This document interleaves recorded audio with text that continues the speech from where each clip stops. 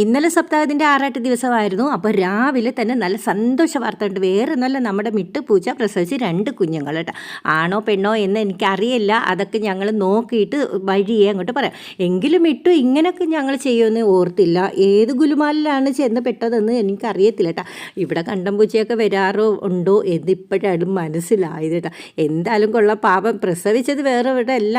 ഞാൻ വിറകൊക്കെ അടുക്കി വെക്കത്തില്ലേ അടുപ്പിൻ്റെ കീഴിൽ, അവിടെ ആയിരുന്നു. ഒരു കുഞ്ഞിനെയും കൊണ്ട് വന്ന് കിടന്നത് എവിടാ, നമ്മുടെ ചേട്ടൻ്റെ മുണ്ടൊക്കെ അടുക്കി വെച്ചിരിക്കുന്ന അലമാരിയിലായിരുന്നു കേട്ടോ. അപ്പോൾ ഒരു കുഞ്ഞിനെ തപ്പിച്ചപ്പോൾ പാവം ചെയ്തല്ലോ ഉറുമ്പ് എല്ലാം കൂടെ കടിച്ച് അവിടെ ഭയങ്കര കരച്ചിലായിരുന്നു. തേജ് പിന്നെ അതിനെ എടുത്ത് പൊടിയും ചെതലും എല്ലാം തട്ടി മാറ്റിയിട്ട് നേണ്ട മറ്റേ കുഞ്ഞിനെയും കൂടെ കൊണ്ട് കിടത്തി. ബാക്കി മുണ്ടെല്ലാം അങ്ങോട്ട് മാറ്റി ഒരു മുണ്ട് മാത്രം ബെഡ് പോലെ അതിനെ കിടക്കാൻ വേണ്ടി കൊടുത്തു കേട്ടോ. അപ്പോൾ കടിക്കുമെന്നൊക്കെ ഞങ്ങൾ ഓർത്തു, പക്ഷെ കടിച്ചൊന്നുമില്ല. പാവം പിന്നെ ഭയങ്കര വിശപ്പായിരുന്നു. ഞങ്ങൾ പിന്നെ ബിസ്ക്കറ്റൊക്കെ കൂടെ ഇട്ട് കൊടുക്കും. അപ്പോൾ ഇനി പേരിടലൊക്കെ ഉണ്ട്. ഞാൻ എല്ലാവരും വിളിക്കുന്നതാണ്. എല്ലാവരും അതിലുള്ള ഉടുപ്പൊക്കെ കൊണ്ട് എല്ലാവരും വരണം, കൈ വീശി വരരുത് കേട്ടോ. അപ്പോൾ സപ്താഹത്തിൻ്റെ വീഡിയോ പിന്നെ ഇടുന്നതാണ്. അപ്പോൾ എല്ലാവർക്കും ടാറ്റാ.